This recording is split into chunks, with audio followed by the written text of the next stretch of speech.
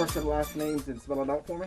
It's Oscar de la Rosa, Oscardelarosa. Armando Lichtenberger Jr.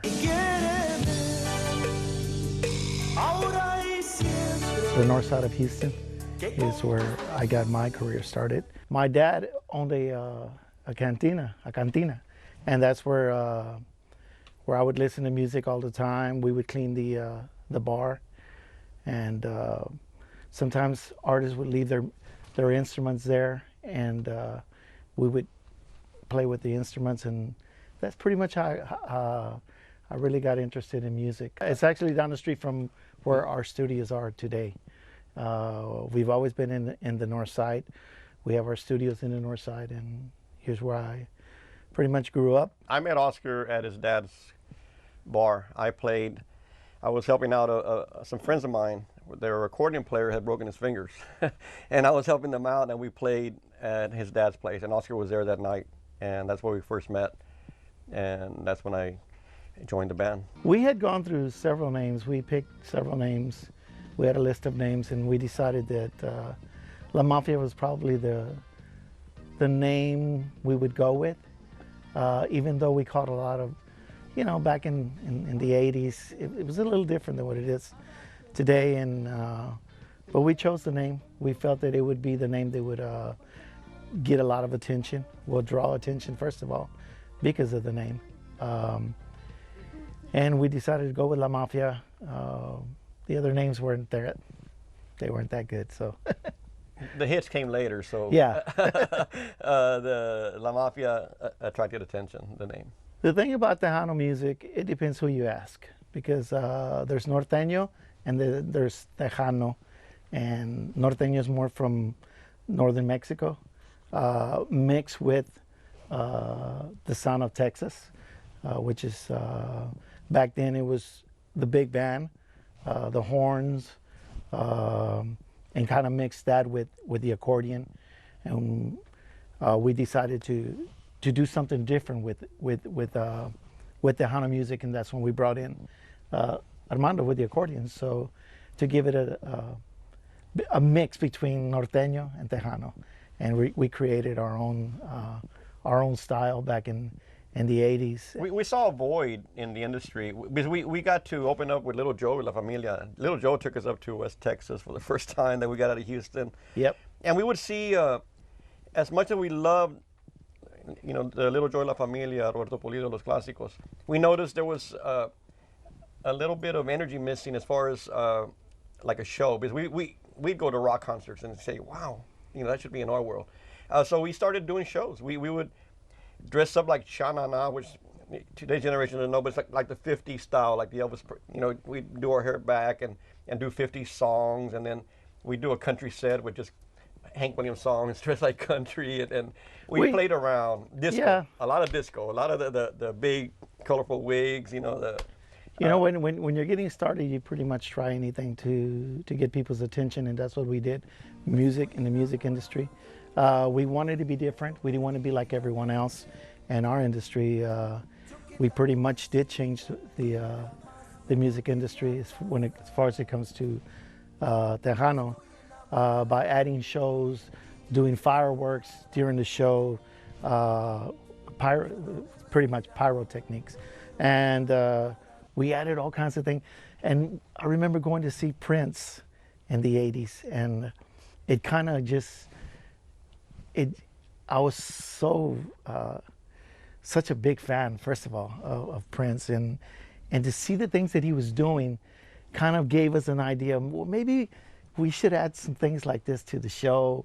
You don't want to do the exact same thing, but you do want to add something. And every time you go see someone else, because you're a fan, it gives you ideas of what maybe you should do or try new things. And that's what we were doing in the 80s. We were trying new things, trying to give the younger generation something new.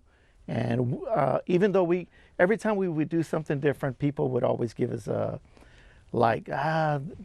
the music industry is not ready for you guys. And I heard that many times from Tejano artists that were at that time were legends, and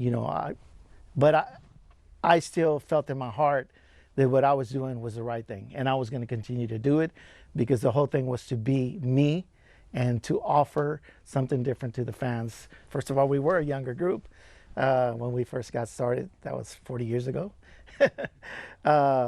So we appealed to a young generation because we had young ideas. We had great music for a young generation. At that time, I think we even did a Pepsi tour where we were visiting schools, and it was something new for us.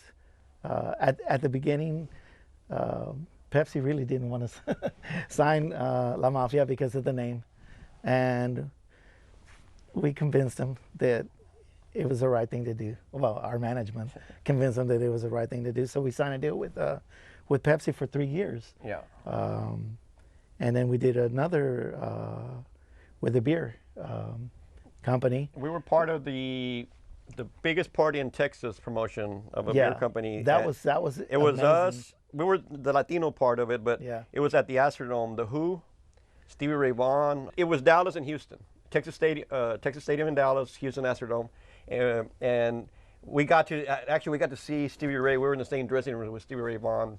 Yeah. Big fans of Stevie Ray, but we've done so many of those kind of things that I think that's what we appeal to the young generation. We would do we played at the Riverwalk in San Antonio. They have a nice theater on the river. Oscar would jump. He jumped in the river. That kind of stuff. The kids loved it. Yeah, we were always trying to do things, we do things different, being unique. Actually, still do. Yeah. Still, I guess that's what keeps us going. We always try to. We're still young at heart. Got to keep just stay fresh. You gotta stay fresh. It is the weirdest thing when I talk about the hat, because first of all, I was on vacation. I was on vacation, and we had gone to New Orleans, and it was my first time in New Orleans, and I remember we parked in front of the on the street in front of a hat store, and I was like, you know what? I'm gonna walk in here. It was early, so I was like, I'm gonna walk in here and check out some hats and see what I like. And I tried on all different types of hats. And then when I put this one hat on, which is the sombrero bolero, which is right there, I put that hat on and I said, this is it. This is the look. And it wasn't as dramatic as like in the Chaplin movie where Charlie goes into the store and the hat has like gold dust on it and it flies off onto his head. Almost happened that way. So this is the hat. This isn't the hat, but it's one of the hats. So recently, actually it passed, I think, like 2 years, the company that made this hat for me no longer, they used to sell it at the stores. They don't sell the hat anymore. So now I pretty much own have it manufactured. Yeah. So now if you want to get the hat, you'd have to get it through La Mafia. Oh wow! It's a one of a kind. Yeah, So you're not gonna find it. You're not gonna find it in the stores. So I pretty much have the pattern of this famous hat. It became part of the logo, kind of like Michael Jackson. The glove, and then Michael Jackson had also the sock. We tried to kind of get away from the image. On the Millón de Rosas album, Yeah. he doesn't wear the hat. And that album won a Grammy. But the fans just wouldn't give it up. Like, the hat. Yeah, I would get on stage. I remember doing that tour with Rosas, and I decided I was going to do the tour without the hat. Oh, man. By the middle of the show, I was putting the hat on because fans wanted to see me with the hat on, and And they go crazy. Yeah. When you put it on, it's crazy. It's crazy and funny. Nunca te vayas de mí. In the 80s, we had several hits. 80s was all Tejano for La Mafia, 100%. It was the 90s when we decided to change the style of music, but in the 80s, it was pretty much all Tejano. And I remember the very first time I heard one of our songs on the radio, and that was the song Regresa a mí. That was one of our first hits. It was amazing. It was amazing to be able to hear yourself on radio, because it was something you always worked for. And to be able to hear yourself, I was like so excited. But we always focus on whatever styles we perform. Because we had hits in Tejano style, we had hits in cumbia, and norteño. We wanted to make it to where it was identifiable that that's La Mafia. And it's hard to create one style, but to create different genres of styles, we still, and you can look this up, and it's real. We have the only #1 Billboard song that went to #1 in the general charts of norteño. A song called Toma Mi Amor. It's the only norteño song that went #1 in the general market. Unfortunately, it only stayed #1 1 week. We lost Selena that week. And Me Estoy Enamorando stayed #2 9 more weeks. And Selena went #1 automatically, of course. Yeah, that. And talking about Selena, we had a special, we loved it because, you know, it was like she's #1 1 week, we're #1 1 week. You know, it was, and see, since we were so close, she got to see the studio actually. We had just opened the studio. It was in '94. She came by to check out the studio, but it was like a love of wow, we're accomplishing these things, you know. Yeah. You know, the 80s were great for us. That was our 100% Tejano era of La Mafia. The 90s changed. And it didn't change for bad, it changed for good. Because we, again, you know, La Mafia made history again. Selling millions of records, selling out everywhere we went, doing arenas, doing festivals of, you know, 50 to 80,000 people. It was amazing. It was just amazing. The 90s, and to know that in 2020, well, we don't even want to talk about 2020. You know, let's talk about. You know, but it's so weird because you don't know where, like right now, we don't know where it's going to end. Yeah, so you can't knows. say we won. I counted them 17 Tejano Music Awards in the 80s. We're still the only artist that had won Song of the Year in English. We did a cover of the Shy Lights' "Oh Girl," and it won Song of the Year in 1981 in the Tejano Music Awards. How that happened, I don't know. So, like, is that when we thought we had done something, or was it when we won, you know, like 3 or 4 Tejano Music Awards, or the first time we won Grammys? To win an American Grammy, I mean, that was so exciting to win an American. In the mouth Grammy. of Phil Ramone. Phil Ramone was doing the category, and he's the one that said La Mafia, like Phil Ramone, you know. But you know what? We had an awakening in 1986. I can say it changed our lives. We were already, La Mafia was at the top, with the top in the early 80s. By 83, we were at the level of Little Joy La Familia. At that time, Roberto Pulido, Los Clásicos. We were already at the peak of what the Tejano world had to offer.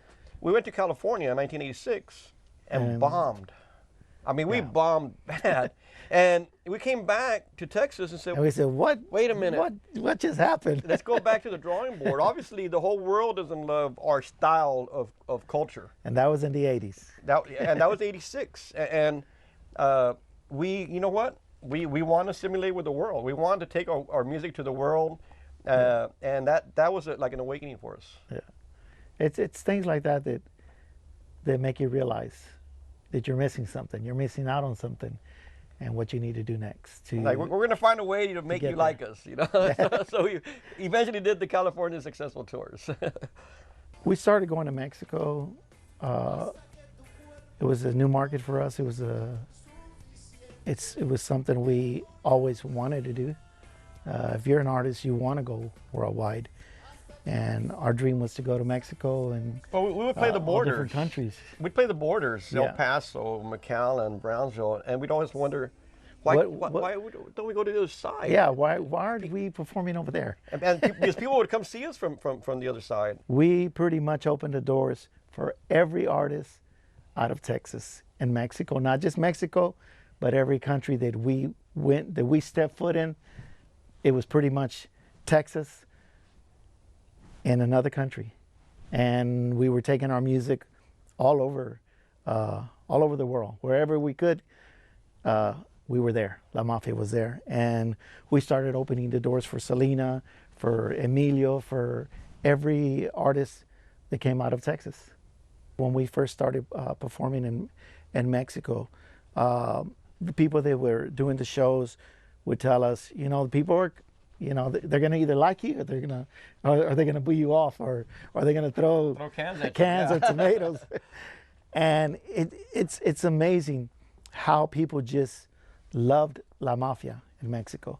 And I say Mexico because that was our first, the first time we ever went to another country. Well, one of our first big performances in Monterey, the sound went out. Yeah, I was just gonna say It was an outdoor, like 30,000 people, and we did the big intro, and then the speakers went out. And the system, the lighting, everything the went people out. started singing the song that Oscar was singing. They started singing it, and it was like they pulled us through. And They- the promoter of the show was like, he was in awe. They were all in awe because they were like, this never happens. Never. The fans pulled us through The, this. the fans dilemma. would start throwing cans at you or whatever they had in their hands because they were upset. But no, everyone there just started singing. It was amazing. I was like, man, and every time I go to another country, it really hits you. You get teary-eyed because you're like, wow, man. I've really come a long way. I've accomplished a lot of goals in my life, and my dreams have come true. And you feel good that you've done something good for yourself. Being that little boy that grew up in the north side of Houston. I remember because my brothers always protected me. I've come from a big family, and because I was in the hood, come on, it's my neighborhood. So it was the hood at that time, little gangs and all this, but I was that one kid that had a dream, and I made that dream come true. And I know that a lot of that has to do with the faith that I had in God, and also the people that I had behind me that believed in me and gave me that opportunity. And so I feel like we need that. We need that. We need to be able to dream again. We need to be able to feel like you've accomplished something out of life. And that's what I feel when I get on that stage. And I go to another country, I feel so good because I'm like, wow, I accomplished my goals. I accomplished my dream. Well, a lot of the sales came from Mexico. That's where it first started. And then trickled over here to where it started selling more in the United States and in other countries. So I would say today it's probably like around 15 million. But that album was an experiment. Yeah. It was an experiment because we signed with CBS International in 1991. And then we were going to do the first album for Sony. Well, now it's Sony. We changed our logo for that album. That's where we created that new logo. That was not new anymore. The La Mafia with the logo. hat on it. But musically, before this, a Tejano record was like 90% polka beat, maybe one ballad, maybe one cumbia. We decided to go half and half. half the album is polka beat, and the other half is 4 cumbias and 2 ballads, unheard of, never done before, and that just exploded. It created a new pop cumbia style. The last Selena album that came out before we lost her, which was our dear friend, it was I think 9 cumbias, which before no one ever did that. But it was the beat that had a common denominator with all the Latino culture. The Colombian cumbia just filters everywhere, and that's what helped us with that album.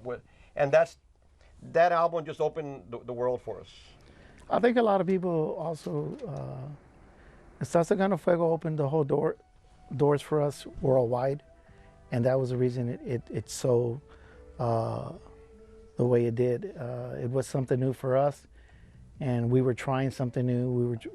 That was the beginning of what we created, something new for the fans. Although we got a lot of negative. The Tejano industry did not approve of it. We were accused of abandoning our culture. But you know what? At the end of the day, when I say, okay, we've been selling 50,000 copies.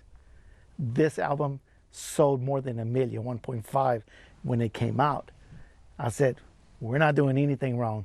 If we're doing something, we're doing it right. At that time, a gold album in Tejano was 50,000 units. Yeah. So when we hit 50,000 with Estás Sacando Fuego, we did a big ceremony, and the label gave us a gold album. But then it went double gold, platinum, 100,000. And then it just kept going and going, and the label they freaked out. It put us in the level of the international artists of that time. Vicente Fernandez was one of the only ones that sold that kind of worldwide. A lot of those artists, and it put us in that level of and that got us into those. There used to be a show in Mexico called Siempre en Domingo, that was the main show worldwide. Duran would go do it. Boy George would go do it because it was that big. Well, we got to do that. We would go to Mexico City and fly on the Televisa, which is the big network in Mexico, on their jet with all these celebrities, and we'd fly all over the world on the jet with Raúl Velasco, the host. Yeah. And we got to do these things, and we got to go to Venezuela that way. It just, and that's why we're still going, because now the social media just opened up the whole world for us. We're finding our Spotify or everything. We have listeners, in Paraguay, Uruguay, Chile. I think Chile is our 4th biggest market of our markets. Ahora y Siempre, the song that we put a song in that album. It was pretty much the last. We needed a song to complete the album, and it was Me Estoy Enamorando. And to be honest, we didn't think Me Estoy Enamorando was going to be the hit that it turned out to be. That song is probably the reason we're still around right now.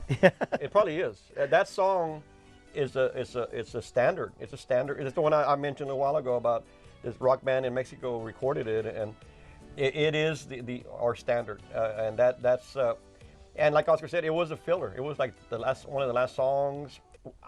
A lot of people don't know that album was recorded in a hotel in California.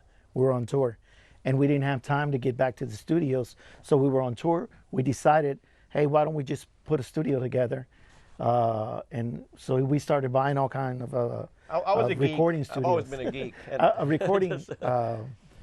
Recording gear, and we decided we rent Actually, that piano right there, that's my O&W Pro. That piano we bought for that album, and Me Estoy Enamorando was played on that piano. We needed an acoustic. At that time, it was the best acoustic piano sound you could find, and we did it all in the room. David and I did the drums on a little drum machine. It was a little Elise's, $300 machine, and no one even knew that there were real drums on that song. But Me Estoy Enamorando is David's fingers on the pads, and that piano it's my favorite. It stayed on tour with me, but the crew hates carrying it, so it's so big and heavy. But that song, it was my personal influences of like the Lionel Richie and those beautiful ballads. I said, you know what? We need that in our market. And I've always been a ballads type guy. I love songs. To me, hey, they'll never go away. People are always going to be in love, and you even have the love-hate relationship. So, but I'm a true ballads guy.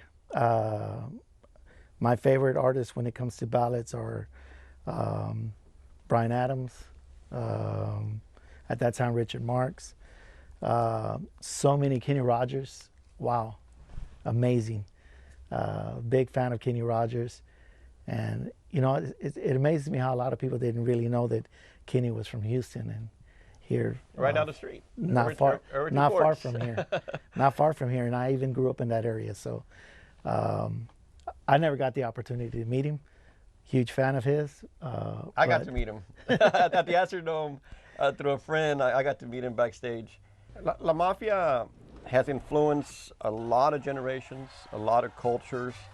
Our music has been covered in salsa, in norteño, in banda. There's a band in Argentina that re-recorded Millón de Rosas, and it was a big hit for them. But there's a big band there's a band in Mexico, a rock band called Inspector, and they play stadiums, and their hit is our hit, Me Estoy Enamorando, you know.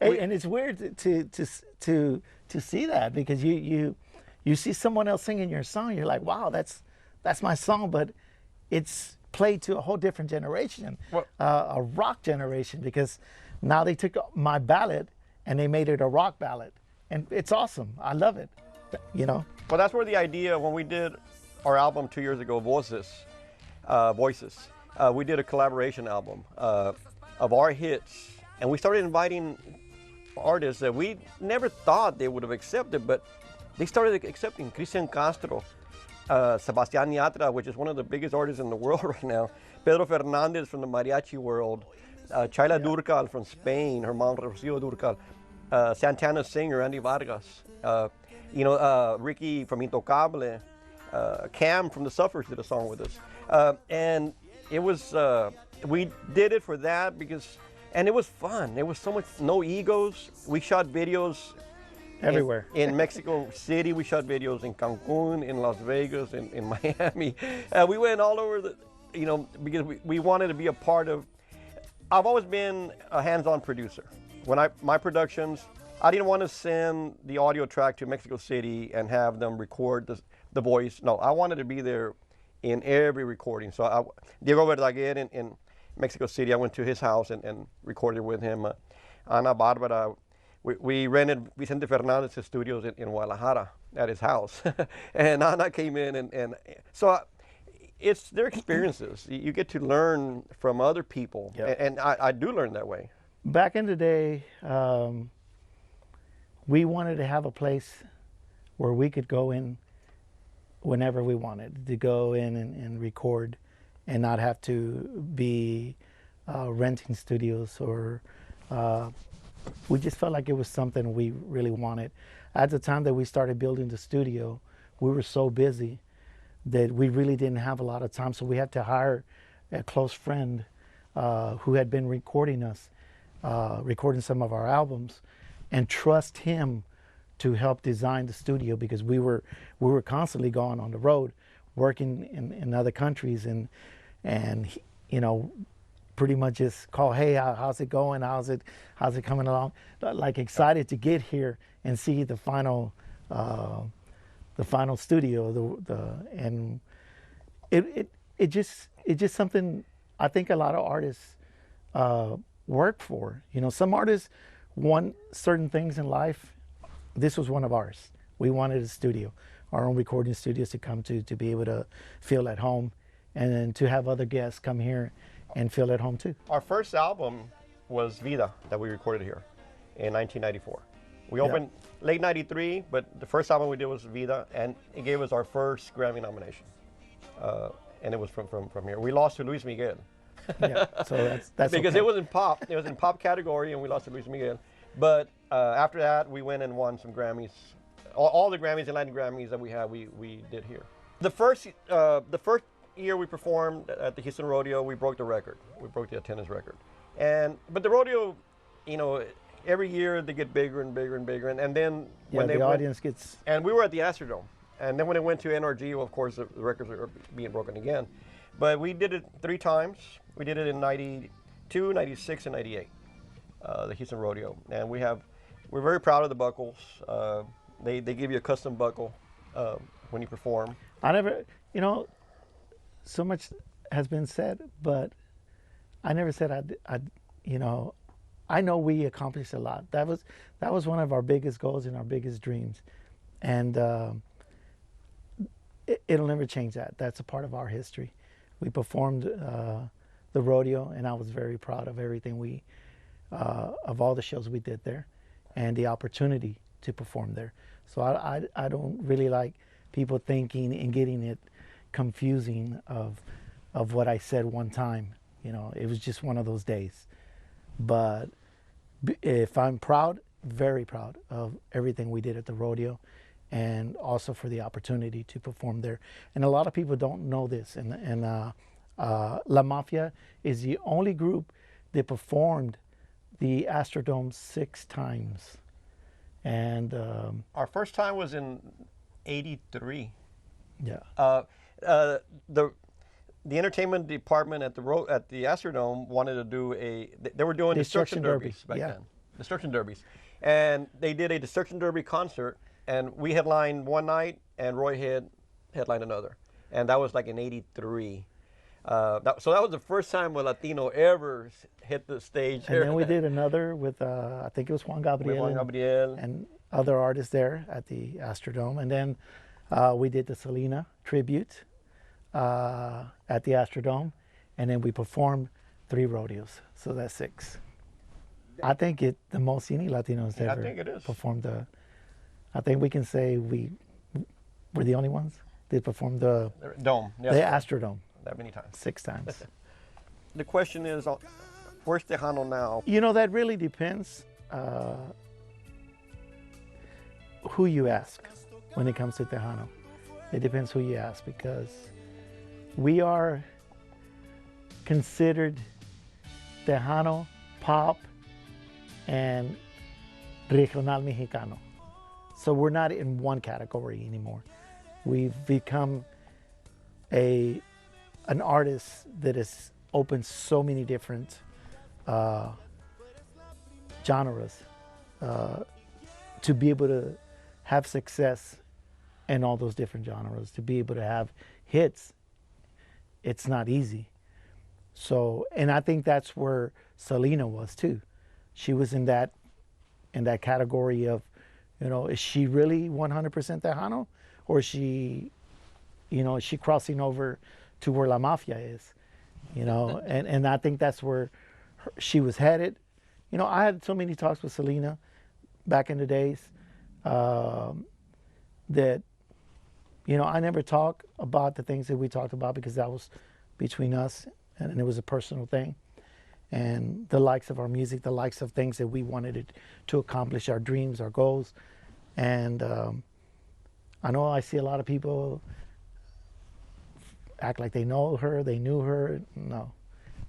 I knew her, and till this day, I don't talk about all the things that we talked about as friends, how we wanted to conquer so many different things in life. We both Mafia, evolved. Yeah, we both Evolved. into being the biggest. The genre has to evolve. We've evolved as a musical artist, as a musical group. Selena evolved her music, and she saw where it was headed, and AB was very smart to help her produce music that was at a world level. And that's what has to be done as a genre. But we do it as a band.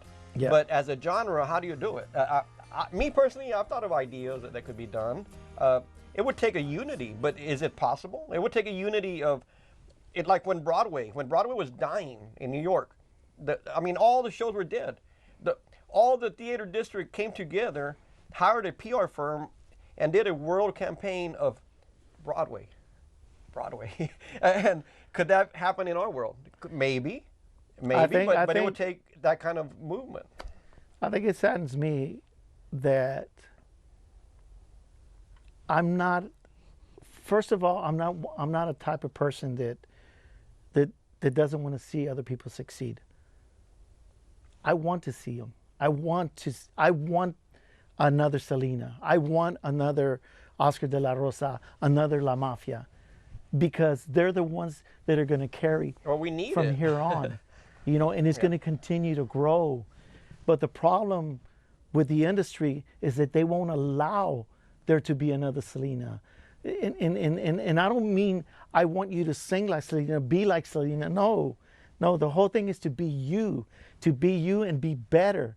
You know, I want somebody to be me, but better, 100 times better than me, because that's the person who's going to take it to the next level. That's the person who's going to take our music to the world, you know, and to see people succeed makes me happy, because it was always my dream. I always wanted to be successful. I had a dream of becoming, you know, one of the greatest in my music, and that's what I want to see. I want to see another generation of our music, you know. I would love to see another young, talented young lady be the next Selena, be the next Oscar de la Rosa, the next La Mafia, whatever it takes. Create new music. There's opportunities. Don't believe everything you hear. I truly believe somewhere out there are some very talented artists, young talent that could take what we've done, what Selena has done, to another level. And I would love to see that. I really would love to see it. And I would even love to be a part of it, because I think that's what it's about. It's about letting others accomplish their goals and dreams and succeed in our industry.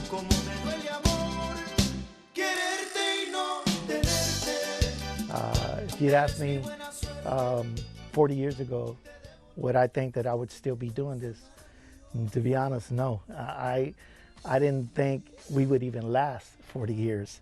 But here I am 40 years later, and still the front man for one of the greatest bands, not only to come out of Houston, but one of the greatest bands out of Texas. Hace un nudo en mi alma cuando no estás conmigo.